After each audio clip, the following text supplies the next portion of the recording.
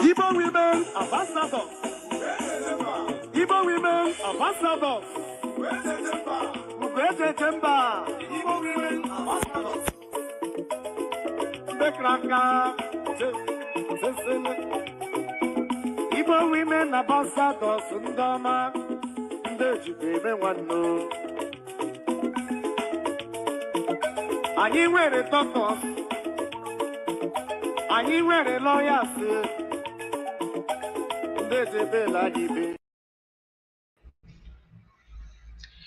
Good evening, good evening, good evening, and welcome again to another Igbo Women Ambassadors Roundtable. You all know what the Roundtable is all about. The Roundtable, Igbo Women Ambassadors Roundtable, is a short program where we give you an hour, sometimes 30 minutes, of how we can help, honor, accommodate our and promote activities or lifestyles or politics or anything surrounding our community.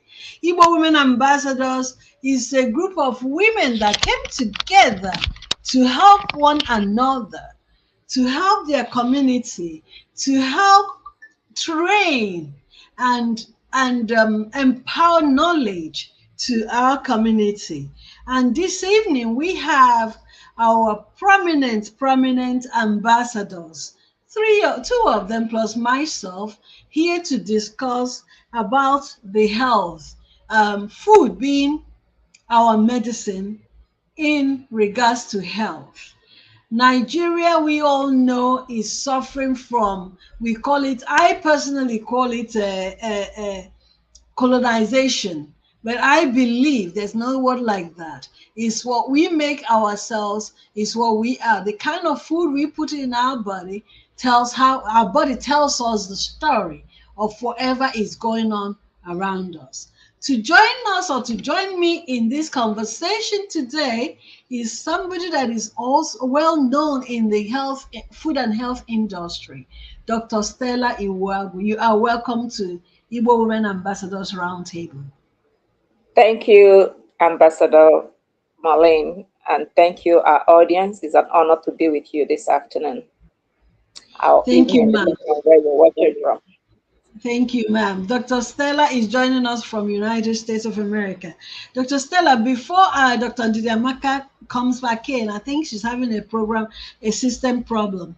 Can we just kickstart? Can you tell us exactly, reintroduce yourself to the audience? Who is Dr. Stella and how are you related everything you do to food and health?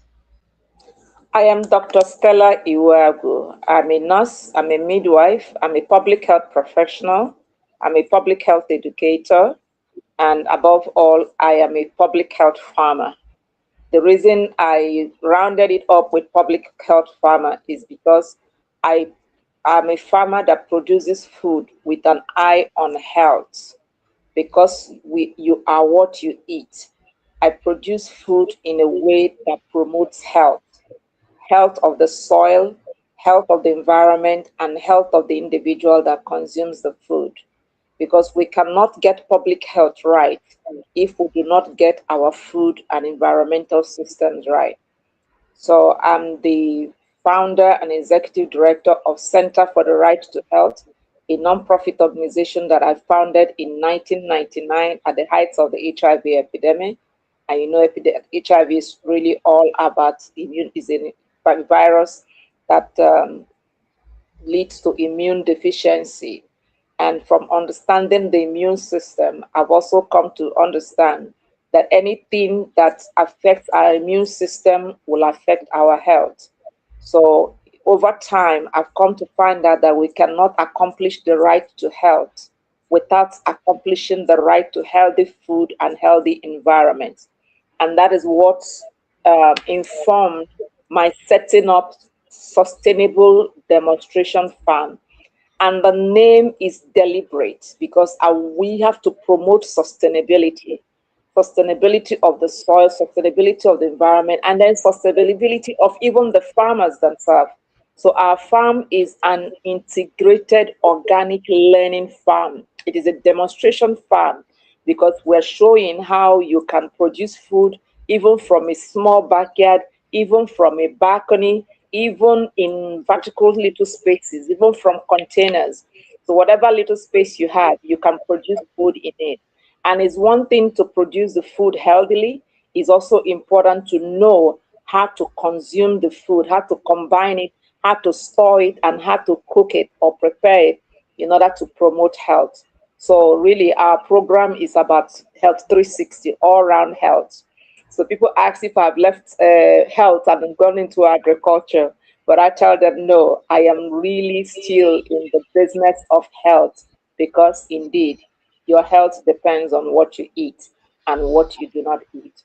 So I have a quote that says, food can kill you, food can also heal you. So those are some of the ways, some of the discussion we'll be having today.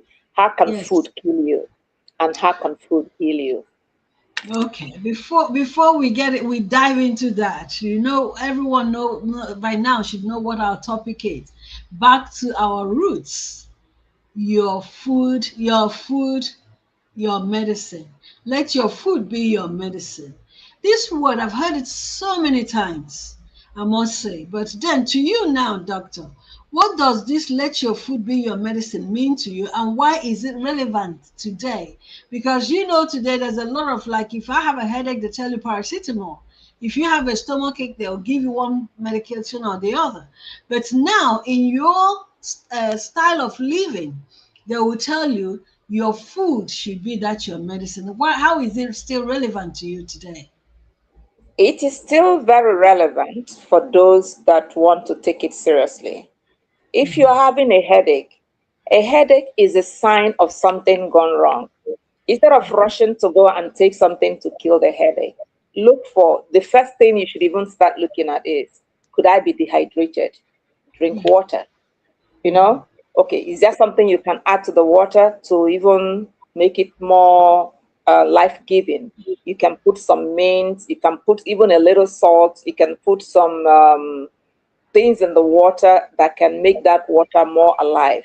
Things like mint, things like scent leaf, those can all make your water come alive. If you're having a belly ache or you're having indigestion, instead of rushing to the chemist to get the antacid, get some mint or some scent leaf, make a tea and drink that tea first. And most times it will calm down. Even get a bite of ginger, choose some ginger or make some ginger tea or make a turmeric tea. Those will often calm your stomach down before you need to go and start dealing with pharmaceuticals. So there is a concept I call Mediscape. Okay, we have Ediscape. Ediscape is it's like landscaping with things you can eat. That is edible things, edible plants. There are edible flowers, there are edible herbs, there are edible fruits. So just beautifying your landscape with things that you can actually eat, either for their food value or for their medicinal value. And then there is a limited part of that, which I call Mediscape. That is landscaping your your environment with medicinal plants, and those are things like your ginger is a medicinal plant, turmeric is a medicinal plant, and they're also very beautiful. Things like mint is a medicinal plant, lemon balm is a medicinal plant, lavender, rosemary. Yes, they are spices you can cook food with, but they are also medicines. Even lemongrass, that is a very medicinal plant. And if you have a shade tree like dogoyaro or neem, or you have moringa in your compound, those are powerful medicines, really. So as we go deeper into letting your food be your medicine, you will see the kinds of things you can put in your environment or have in your pantry that that will be your go-to first before you Yes. start thinking about complicated medicines or pharmaceuticals. Yeah, that's actually I was you've covered a bit of what of the question I was about to ask. The next question I was about to ask.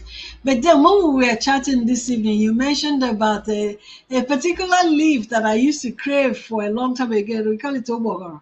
And I said I just when you mentioned that I said, oh, she does not have an idea how I used to love this. My grandma sometimes puts small okra, but it's well made without okra at all.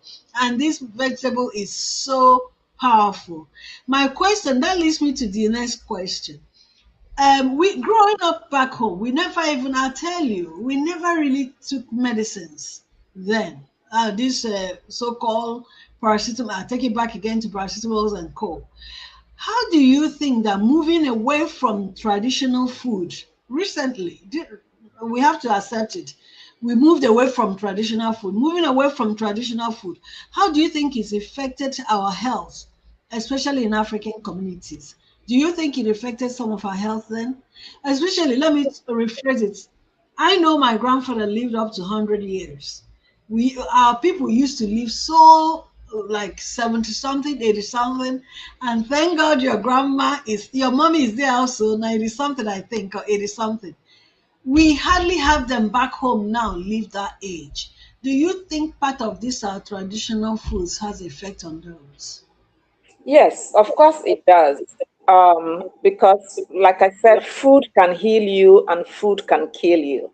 Yes. Our traditional food, like akide, which is a kind of tiny beans, Yes. fio, Mm-hmm. um, okpa, beans, Mm-hmm. okwa, which Mm-hmm. is African breadfruit, Mm-hmm. oba, which is Mm-hmm. African oil bean, Mm-hmm. ogiri, which is Okay. our fermented castor or fermented egusi, even Mm-hmm. things like arrow, which is mushroom. We had wide varieties of wild mushroom, which you can't Yeah. find anymore. Then Mm-hmm. we have, things like obogoro, which is fluted pumpkin. Then you Mm-hmm. have ugu, you have oha, you Mm-hmm. have so many. There is one they call nchichi, Mm-hmm. mmeme. You Maybe. know, Uh-huh. we have such varieties of Oziza, ube, Oziza ube, was my favorite also. Oziza was really Oziza Okazi. fantastic. These were nchụanwụ, which we call scent leaf, which is a kind of mint, powerfully medicinal. Mm-hmm. Onugbu. These are Yes. all Igbo traditional vegetables, traditional herbs and spices Mm-hmm. that were the Yes. mainstay of Mm-hmm. our food. I remember in Igbo land, every woman has a backyard. We call it Mbala, where I come from. Of course. So Uh-huh. you can for my grandmother, once she hears the sound of my father's vehicle bringing us in, boom, she Mm. will dash out to say welcome and dash right back Yes. into the Go backyard. get them She and will just shake her plantain, and snails will yes. fall. And Mm-hmm. she's making snails, or she might have some crayfish or fish in the basket. And then That's she's getting this vegetable, that vegetable, she is compiling it together. And by the time you say Jack, food is ready and it's piping ready. hot and it's delicious, all from the backyard. Yes. How many of us are eating like that now? You come in the backyard, you see garden egg, which we call angara leaf. You will see the leaf. Yes. They will make Mm-hmm. Igbo salad, which we call abacha, Abacha, you know, yes. abacha or Cassava. beans or fio. All of those things can all be grown in the backyard, and they were main economic mainstay for the Mm-hmm. farmers themselves. So people are able to eat well. A lot of the fishes were caught from the rivers, Oh and yeah. I mean, I remember when my uncle used to go early in the morning and come back with fishes, and we were eating fresh fish. And there is Yeah. fresh palm wine right straight from Of from the course. Am I making you guys hungry? Can you just imagine the piping hot vegetable Always. soup or the Mm-hmm. piping hot ora soup? And these have all the ingredients. Now, think about when we used to have the one, I think they call it wigu.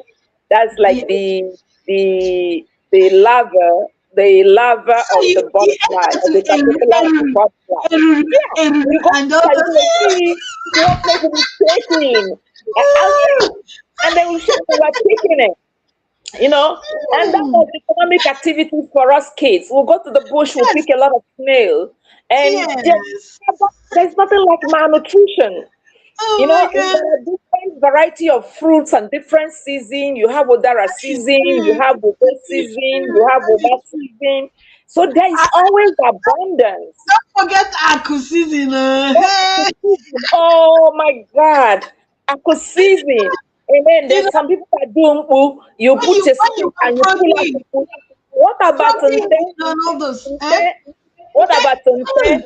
I'm The one telling that we get you, on the farm. Sometimes crickets. I look forward to going to the farm because I know there will be juicy Nte to get from the farm. Hey, And then the oh, squirrels, the do you farmers know, are now Doc, squirrels are sorry, busy terrorizing Doc, farmers. sorry, Doc, sorry, Igbo okwu n'ọnụ. I'll put Igbo in this one. Igbo okwu n'ọnụ, I'll have to hold you to there, yeah. People will not understand that you're from a different part of Igbo land. I'm from a different part of Igbo land, and we relate.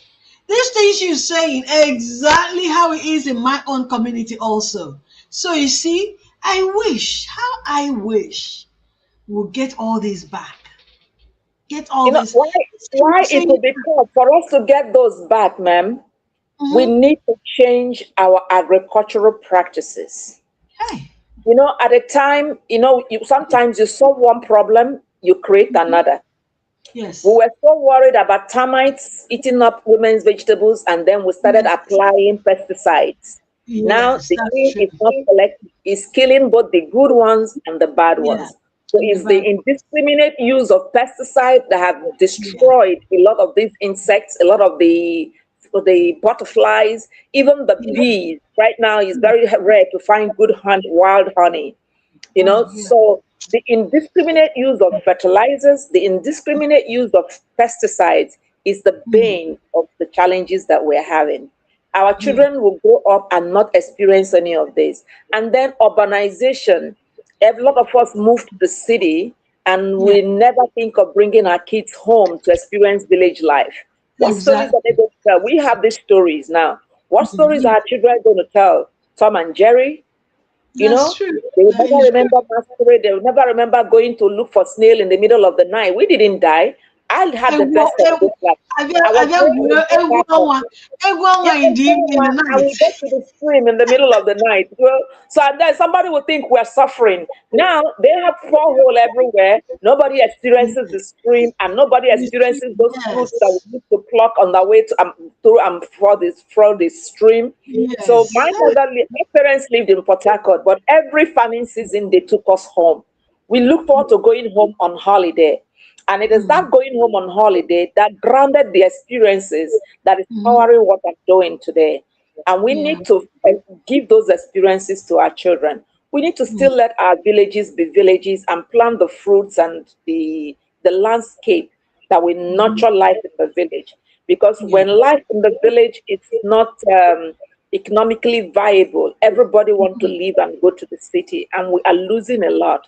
So I plead with the government, I plead with the philanthropists, organizations like Igbo Women Ambassadors, that we mhm, need to find ways to recreate these spaces, to empower those at home and yeah, push for this food.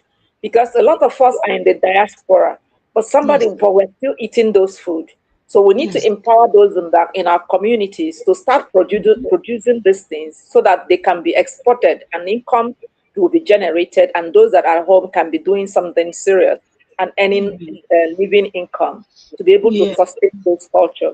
Otherwise, we'll just continue to be Indomie families where children do not know that you can exactly. eat akara in the Where morning, to go or from? you can Yes, eat moi moi and akamo in the morning, and that is good food. So we need to go back to the basics. yes. Okay, Doc. Another thing, another question. I wanted to take you back into the common illnesses we have these days: diabetes, high blood pressure, and obesity. Can a healthy diet help prevent or manage these common illnesses? Diabetes, a high blood pressure, and how can we use what kind of healthy, not just healthy diet, what kind of food or health would you recommend if you can to help us manage this? Because these are the common illnesses we have these days. Well, to be able to understand how food can help, you need to understand what is causing the problem in the first place. Yes. You need to understand oxidative stress and inflammation. Oxidative stress is when free radicals attack our cells. And when these free radicals, it's in the air, it's in the food, it's in the chemicals, it's in the stress you go through. You know, our life is so stressful. So these free radicals really attack the cells of the nucleus of our cells, the mitochondria of our cells. So it denatures it. It changes. So to understand oxidation, it's just like you cut a piece of yam and you leave it in the air. After a while, that yam will change color to brown. That's oxidation. So that's what happens to our cells when they denature, when they change color on the inside.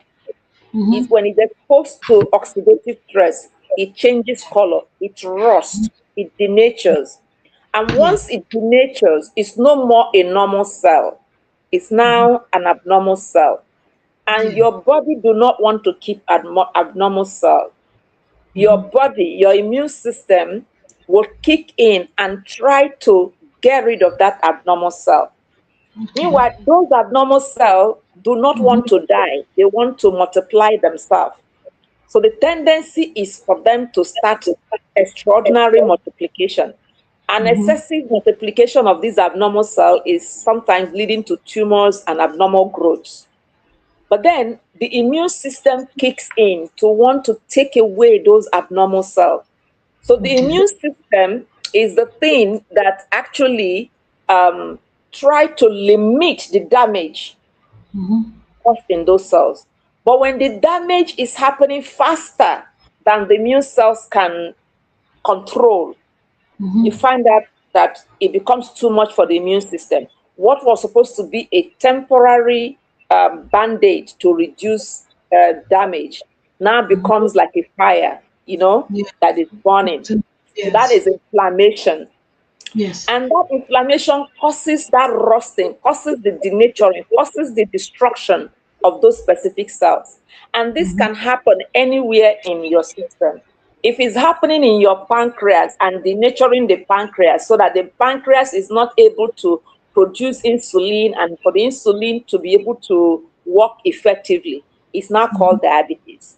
If it is happening in the blood vessels of your brain, so that your blood vessels of your brain thickens and blood is not flowing very well, then you begin to have memory issues. They will call it Alzheimer's or this dementia. I used to say it's a baptismal name. And if it is happening in your womb and there is excessive production of these cells, you call it fibroid. Some people, if it's happening around your abnormal proliferation, it could be endometriosis.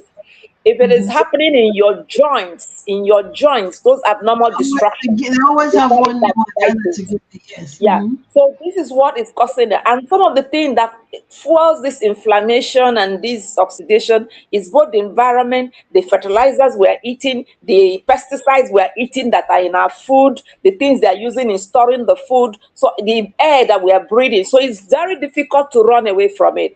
It's happening to both the rich and the poor, wherever you may be. Now, what can you do? And I want everybody to do this experiment. You see that yam we cut at the beginning of the conversation that has turned brown. Yes. Get water in a bowl. Put some lemon juice inside that water.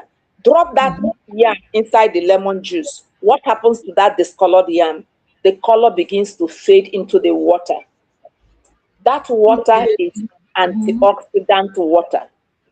That water has nutrients like vitamin C, and there are other things, other nutrients that are in the antioxidant space. So it's not clear. And as long as that yam is inside that antioxidant water, it will not turn brown. Now, what are the foods that are rich in antioxidants? So to protect yourself from damage, to reverse the damage that has already happened and protect yourself from further damage, you need to eat food that are rich in antioxidant and anti-inflammatory properties. And what are those foods that are rich in antioxidant and anti-inflammatory properties? A lot of our vegetables and fruits are loaded in antioxidants. A lot of our herbs and spices. So initially we talked about lemon. The vitamin C in lemon is very powerful. The vitamin E in vegetables like ugu is very powerful. Practically every vegetable, every green vegetable that has chlorophyll is also often rich in antioxidants. Every fruit that has color is also rich in antioxidants. So there are also the ones that are rich in anti-inflammatory properties. They are often the spices, things like ginger, turmeric, black pepper, negro pepper. Negro pepper is older, you know. Negro pepper, black pepper is oziza. Yes, older, oziza, nchuanwu, that's the lemongrass, that's acharushi. What's the other one? Otazi. Ehuru, you know, all But those then are there's one that I know is, or even in America, I always send it to my children. I don't know what it's called in English. Shakrisha. Some call it Shakrita. Aidan or Pekese. You That know, thing is so medicinal. very powerful. It's helping people with fibroid. It's whatever your condition is. But it, you know, when we put it in that, the tiny quantity we put in soup is probably not enough. You need to take it as tea. You need to really load yourself up with it and soak yourself in those antioxidant and anti-inflammatory food and spices and herbs. And you find out that the body will begin to heal itself. So when you give the body, your body, the nutrients it needs, those tiny, tiny nutrients, and you can't get it from 1 or 2 or 3 or 4 products or plants. You need a whole combination of them. You know, you need the bitter ones, you need the spicy ones, you need the not so spicy ones. So you need a savory collection, a wide collection of herbs and spices, and you need to take them in large enough quantity to make impact. You find out that your body will begin to heal. I used to be on so many medicines when I have a spinal cord injury and other complications in my body. And I was on 21 different medicines 3 times a day. So when I started consuming these things from my garden and, you know, just eating from nature, I take them as herbs. I mean, I take them as tea. I put it in my pap. I put it in pepper soup. I make it in smoothie. I make it in green juice. And there's one I call green juice. When you get your ugu and other things and blend them together, throw some ginger and turmeric and make a large piece of lemon juice and put into it. Oh, you drink it. You feel your body detoxifying. So it will take out what is not needed in your body. It will add the elements that are needed. And then you find your body begins to rearrange itself.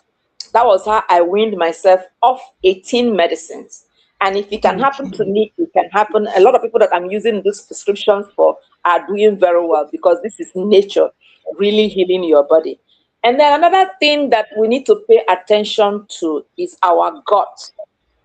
Gut health is very, very important. You know, today we're eating bread. Some people, their diet is bread or indomie. What is in bread?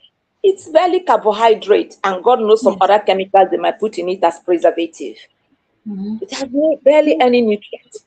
A lot of our food is rich in carbohydrate. Curry in the morning, rice in the afternoon, yam in the night. It is so heavy on carbohydrate. But we can eat those things, but limit your plate. If your plate is the round plate, the portion, you can divide it into 4. Into 4. Let half of it be your vegetable. A quarter will now be your protein, and the other quarter will be your carbohydrate. And you should have some water or some fruit, slices of fruit in it. And in between that, you want to eat different vegetables, a little bit of garden egg leaf, like when I'm roaming, and that's why I encourage people to plant. Because even if you're making smoothie, you might not even make it. People want to make smoothie and they're loading it with so much pineapple and so much banana that at the end of the day, you're adding weight rather than removing. Smoothie is really bringing a little bit of different things to come together to give you those replace those nutrients that your body is asking for. So, and then of course, it's really this balance that will begin to heal your body. But talking about symptoms, things like blood pressure, bitter leaf is very good for blood pressure. Scent leaf is good. Moringa is very good. Beetroot is very good. Zobo is very good for blood pressure. I mean, and it's also good for erectile function. All it does is relaxing the blood vessels so that blood will flow without pressure, without, tension. And if it is things like diabetes, our bitter leaf. I came to America and I saw bitter leaf capsule. They say made in America. I say, Che, when did America start making bitter leaf? But we will wash the bitter leaf. We'll throw away the bitter water, which is really the one that is medicinal, and then we'll eat the chaff. That chaff is the fiber. It's very good for our gut health, but we are missing the very bitter water. Things like King of Bitter. King of Bitter is a herb. It's one of the herbs we have in our farm that we use to bring down diabetes fast. We also have what's the other one? Otazi. Otazi, yes. Diabetes, Otazianosis, they're all very good. Then there is the moringa. Moringa is also very good for those with diabetes. And even though mulberry is not something that is our culture, but if we go and learn from other people's culture what works for them, and it can grow in our part, why can't we add to it? So eating food high in fiber. So that is why things like plantain, unripe plantain, potato, not Irish potato, sweet potato is very good. And when you cook it, and then if you must eat rice or yam, some people, oh, you have diabetes, don't eat yam, don't eat rice, don't eat this, don't eat this. After a while, the person is so deprived of food that they become sick from not eating. So they tend to now just binge. So eat everything, but in moderation. And let your plate be colorful. So even if you're eating unripe plantain, add some peppers, add some, some herbs that will add color to it, add a lot of spice and taste to it. And then everything you're eating, even when you're eating moi, you're eating beans, let there be vegetables, good amount of vegetable in it. Things like mushroom, you can saute mushroom with other vegetables and eat it with your unripe plantain or with your potato. Another thing with food about glycemic index of food, when you cook rice, don't eat it that time. A lot of us want to cook rice and then want to eat it right then. The glycemic index will be very high because if you eat it, it will just melt and get into your system immediately. But if you're going to eat the rice tomorrow, cook it this night, put it in the fridge. Tomorrow, warm it. I'm not kidding. Warm it. It will have lower glycemic. Your body will absorb it, will not absorb it as fast as when you just cooked it. Yes. The same thing with potato, the same thing with yam. So there's a lot we can, it's not just about the food, but it's also how we eat it, how we combine it, that makes the difference between what it does in our body. Like I used to tell people, we're supposed to eat at least 5 to 10 servings of fruits and vegetables every day. How many of us are getting that? And the fresher, the more life it is, the better. That's why you see why people, they're always eating their salads and fresh vegetables. But we need to begin to adopt the one that is positive. People didn't know you can eat scent leaf fresh without cooking it. Or sometimes if you're making a pot or you're making your abacha, throw in a lot of those fresh ones that you can eat with it. Things like garden egg leaf, or okazi, all of those can be part of your retinue. And then you add in your oil bean, which is very rich in oils and proteins that are very healthy. Throwing in a little bit of crayfish or prawn and all that. So the whole thing about our Igbo salad or abacha or whatever we call it is it has a combination of everything that is good that you blend together. So the same thing with our soup. Rarely do we make our Igbo soup. I mean, it is so rich. By the time, I remember sometimes my mother doesn't like eating soup. She will just eat a little bit of the soup. I said, Bobby, if you're not eating the soup, it's just the carbohydrate you're eating now. So leave the soup. Sometimes make the food and eat only the soup set. You find out that it will fill you up. So if you're someone watching your weight or you are on caloric control, maybe you're diabetic, you can make a nice vegetable soup, jumbo soup or egusi soup or bono soup. Have just a tiny little ball of fiber, just so you can have that swallow feel. Yeah, But exactly. then lick your soup. All the nutrients are in that soup. Rarely do we even use only one vegetable to make soup. There is always some protein and other combination of vegetables. There is always different spices. And then I found that I learned one recently. Talking about fermented food. Have you heard that ogiri is in high demand now? When you said it earlier on, you said ogiri and you called it fermented egusi melon. Yes, there is Is ogiri that, that is, they make I didn't ogiri, know, ogiri. The I ogiri, didn't I think the people from Edo make ogiri from egusi, fermented egusi. I've never Some heard of use, that before. well, now you're learning. That is why we're here. Some make ogiri with ugu, Mm-hmm. fermented ugu seed. You boil the ugu seed, you crush it, and Uh-huh. you tie it, allow it to ferment. Then some make ogiri with castor seed. Okay. Okay, so there are different ways. Then in the That's ugu north, seed. they, That's ugu seed. I used to love ugu seed when you boil ooh, it and when just you boil it, and eat it, how many people are, even know that you can eat ugu seed? Then even the ubaguru have the yes seed that now. we call anyo, Yes. and then it Uh-huh. has the fruit itself that you can boil and Yeah, eat. well, And then yes. we have rich collection of food, but we've left Yeah. it and we're chasing nutrient poor food. These are all rich food. Then there's Yes. the one, the Yes. erusu, erusu. Okay. You Oh, know you the can erusu. atakatelo. Akakatelo, then there's the eronti, okay. Okay, yes, all those I know them all. I You know one funny thing, yeah, Doc. You know one funny thing. I didn't Mm-hmm. grow up in the village. I didn't grow up in Mm-hmm. the but Ima, when you live that time Anaponia Township, we lived in Onitsha, yeah? And my Mm, dad was a civil servant. So we only come home holidays period, like Christmas period. So, mhm. but in my own case now, if I get home, I will make sure every local thing that ever happens. Also, we have Bruno Katakahanaga, I go so haga Katagacho.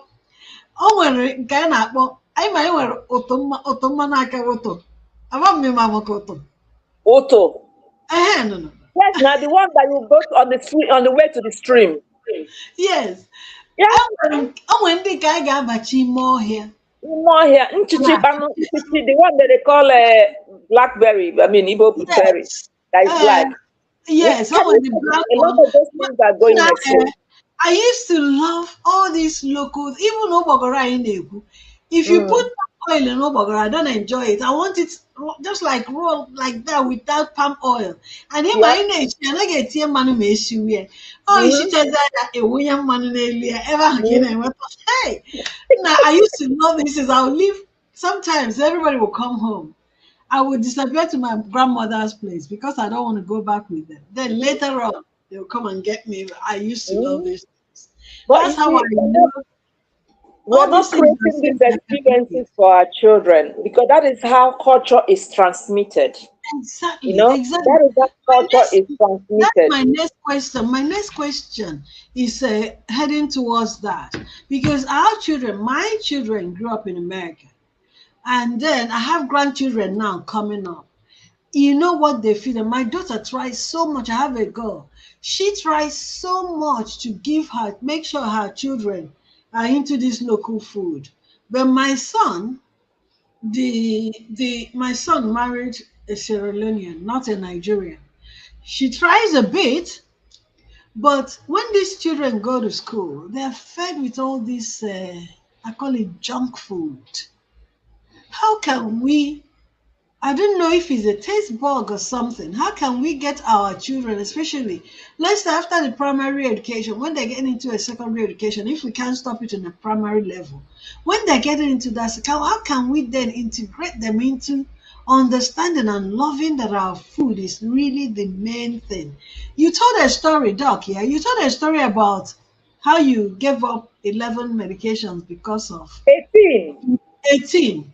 In my own case, I'll tell you, I didn't tell anybody this. My own case, not too long ago, I was sick, 2022, 2023. I was sick for 4 months. That 4 months from Nigeria to UK, from UK to US, they could not diagnose what I was suffering. Then they gave me an appointment. I went in finally in a New York Long Island hospital. They were able to diagnose a few things, and then they said, okay, you have to go to internal medicine before they can prescribe medication for you. I missed the first appointment. The second appointment, while I was waiting to go to that internal medicine, because I was told not to take medications until then. Doc, I recovered without medication. From February 2023 till date, I have not had a paracetamol in my head. I have never had headache.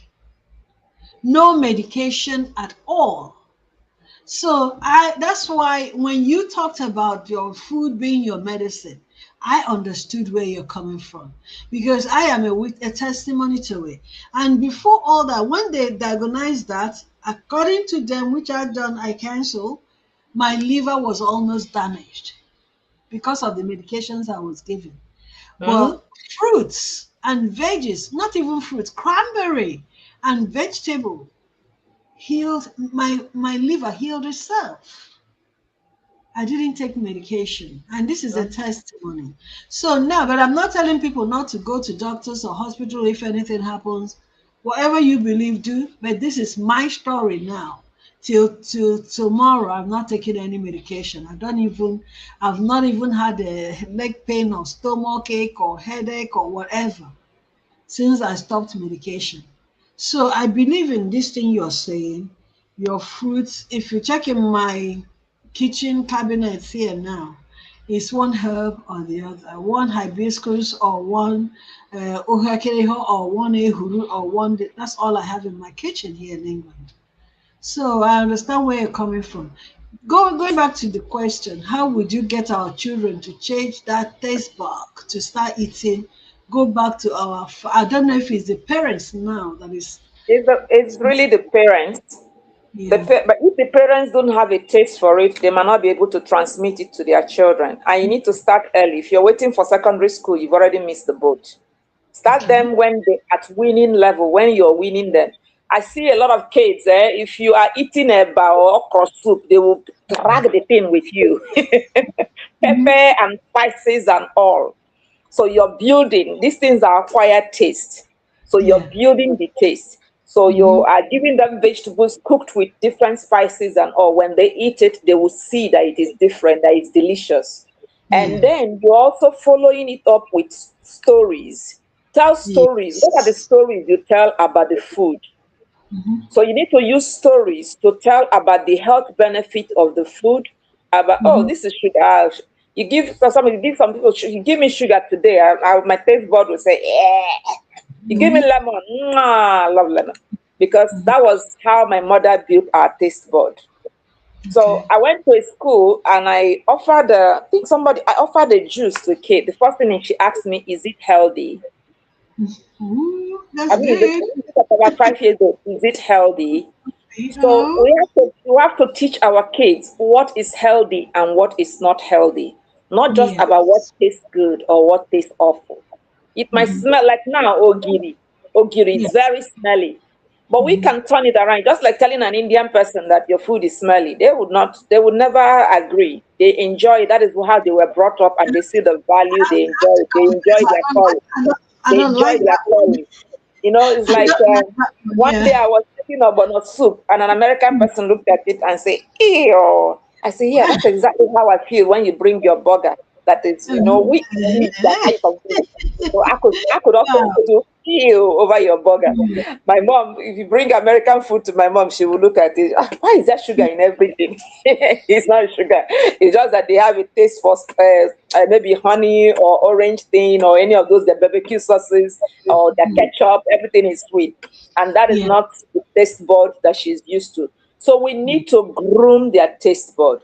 We need to ask them to try. Try, Yes. you eat it with them.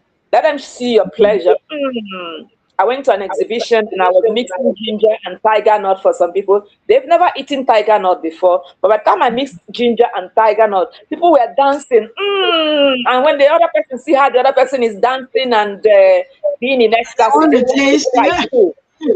You know, Oh, so wow. parents can model the pleasure. Oh man, the spice is good, and oh man, this is amazing. So you spike the curiosity, get them to Yes. be curious, yes, and then let them cook with you. Tell them the Mhm. story of the spice. Today's internet, let them do assignment to look at the health benefit of this particular spice. Get them Yes. involved in the research. At least let it be an assignment. Even when I had IT students in the farm, when they come, one of the first assignments I give them, go on Google and find me what are the health benefits of water leaf, the health benefit of jute, which is a wedu, health benefit of water leaf. They come with their eyes popping open in surprise. Really, I didn't know this thing has ugu. Oh, can promote fertility. Oh my God, it's rich in magnesium. Oh, they Mhm. were they were amazed. They get But those are excited. Yeah. things they had taken for granted. But when Yes. they start learning and researching the health Mhm. benefits of these herbs and spices and vegetables and fruits, you see they will be the one asking for it. So it Yeah. might not taste amazing, but it has health benefits. So you're eating Yes. it for the health benefit. But I can't even think of any of our food that doesn't taste amazing, really. Exactly. It may not Exactly. be the sweet, but we need to Except, let them except, know. Maybe except, next time we can have except, a show on just sweets. except that ogiri that I can't stand. Oh, believe me, the- I'm gonna send you. I'm gonna send you a video that's done by this lady.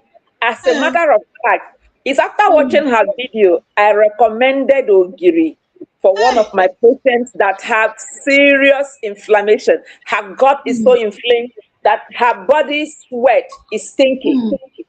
You know, Oh, so I have to recommend Ogi that she needs to eat fermented food to deal with her gut health. You've not had a problem. When you have a problem, that Ogiri will you, solve. then You you eat ogiri. you will eat Ogiri. Tell me who likes chemotherapy or who likes radiotherapy. But when you Hmm. have cancer and it's radiotherapy or chemotherapy that will solve it, I and see then when what you you mean. have cancer and you have Hmm. between Ogiri and chemotherapy, you will choose Hmm. Ogiri, smelly and I see all. what you mean. So Doc, you have what we really, call smelly is yes, actually fermentation. And that yes, fermentation is very good for our gut. It's a kind of yes. prebiotic or a probiotic. It's like yogurt. Yogurt doesn't smell good. Mhm. Sauerkraut doesn't smell good. Another thing we didn't mention today that is so powerful. I used it during COVID. Akilu. Oh, bitter But, cola. Oh, of course. but you know, yeah, you know how I use mine, yeah? They're talking about fermentation. I will break them in pieces, put it in a jar, and leave it for 3 days. Then I'll drink the water as tea. That thing, I believed, my belief, helped me a whole lot during COVID. So that when they were doing all that sniffing, this and all that, I didn't quite do. I did a little, but because I didn't quite go outside that period, I was indoors. If I tell people I was indoors for almost over a year, they wouldn't believe me. I didn't step out of my house during COVID, so I was inside the house doing everything. When I need to exercise, I walk from here to the balcony, walk around the balcony, come back. I live upstairs. I never stepped downstairs during the COVID. So I think that Akilu helped me quite a bit. So, and sometimes I'll mix it with alligator pepper or Ooh, soji. that's another powerhouse. Yes, So yes, maybe another time, each of these things can be a whole 1 hour topic on their own.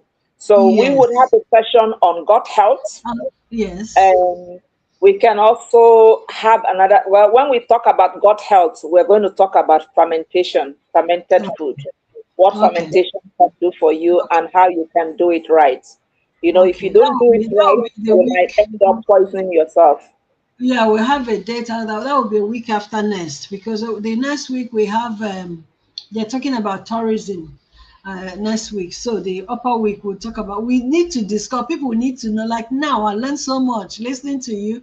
A few things I didn't even know before. I have to I learn myself too, listening to you on that. So please, Doc, we're almost rounding up. On Yeah.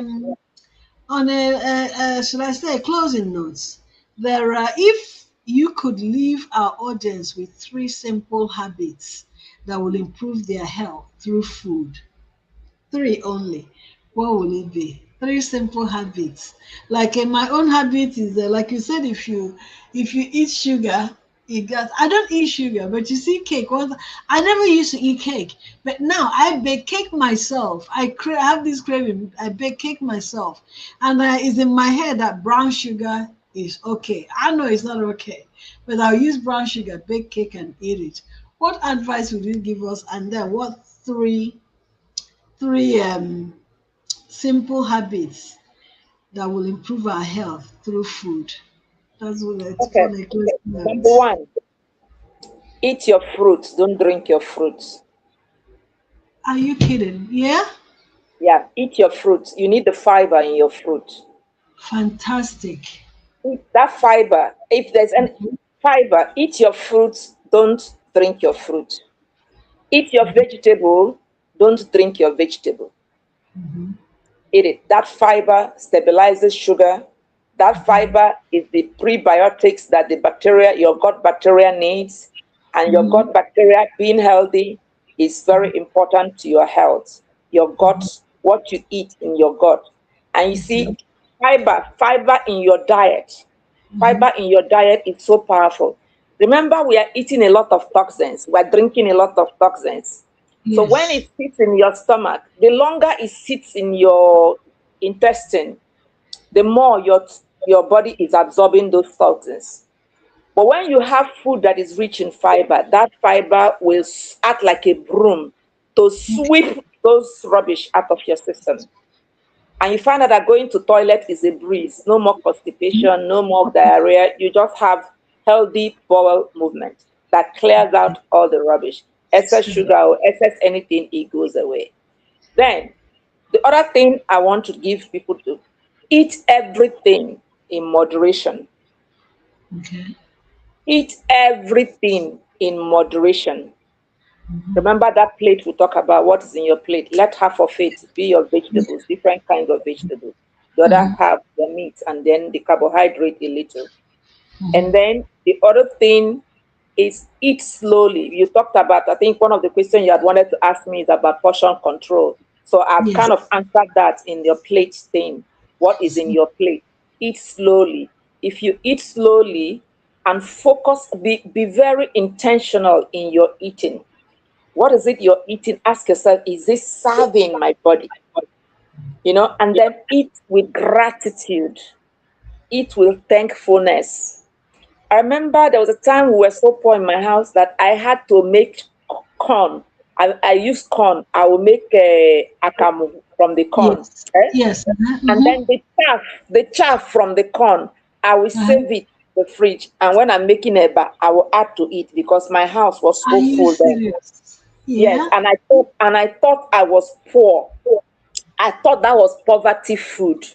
You But didn't it's know it now was that health. I know that I was actually eating the best food. The ones Best we food. throw away for the animal, most people will do the corn and throw the chaff to the birds or to the goats. Mm-hmm. But that Mm-hmm. fiber, the fiber Mm-hmm. in that corn, the Yes. fiber is actually one of the best things you can give your body instead of just the rakam. And even the fermentation akamu is one of the best food, is a fermented corn. Yes. Even the akamu water, when you soak akamu, you put the water, Yes. Now, then you I sieve saw it that and throw away, somewhere. That you was throw away yes. that top. That top you're Yes. throwing away. Just drink Yeah. it. That's what Just I saw drink that somewhere. Yes. that. Just drink it. That is Mhm.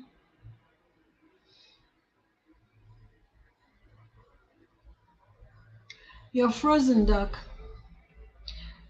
Well, we only have 6 minutes to go, and Doc is frozen. yeah. I Are we want to. you're back? Yes. Yeah. Okay. Okay. You're back. So Yes. just be intentional about what you're eating. Learn as much as you can. In today's world, the internet is there. It's not everything you see on the internet that is true. So just be very discerning, know the sites, Yes. and Of then course. visit places like us. And then Mm. our teas, our website is sdfarms.store. I don't know if you're able to put that up there. People can see wide variety of teas and powders because for Mm. some people it may not be easy to get this thing. Drink tea. Instead of drinking frizzy drink, beer, and all those, drink as much tea. You can get scent leaf and put it in water. It has become tea. You can get lemongrass, put it in water. It has become tea. You can add ginger or turmeric to it. It has taken it to another level. But if you don't have time to take it fresh, we have a wide array of products at sdfarm.store.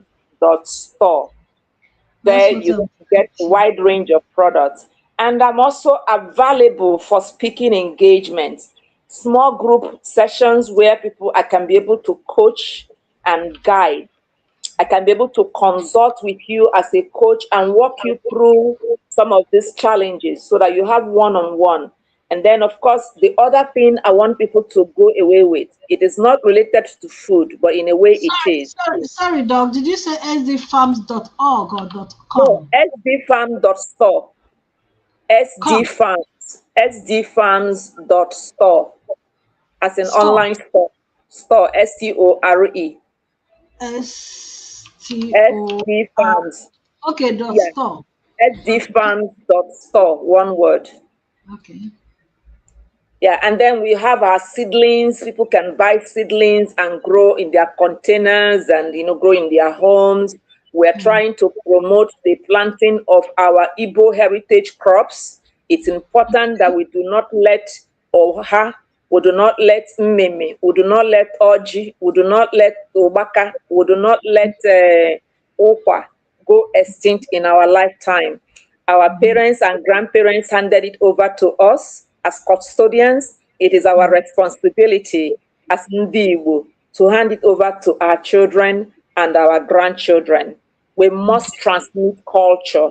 We must pass the story across. We must educate on the importance of these things. And this is why we are raising this topic as Nzukibu. And then the other thing now is thankfulness, joyfulness. There's so much going on. We complain. All these complaints erodes our health. Let's find a reason to be thankful every day, no matter what storm you're going through, that you have food in your presence. Be thankful, be joyful, and eat with gusto and thankfulness. And you find out that food will serve bigger purpose in your life than just filling your stomach. And then, of course, always think about nutrients. What is it food serving? Is it feeding my cell or is it filling my stomach? Is it feeding my cell or is it filling my stomach? A lot of the reason why people keep craving for different things is because they are eating things that are filling their stomach but not feeding the cells. And as long as the cells are hungry, they will keep craving. Thank you so much, Doc. We've come to the end of the show. Again, please, every week, every Sunday, 8 p.m., try and join the round table. There are numbers there. You can also ask questions if you want to. I am shocked that a lot of people didn't join today, especially the Iwo Women ambassadors that are supposed to be watching us. But I have shared the links to them to also learn, because this program we're doing is really, really teaching us back to our roots.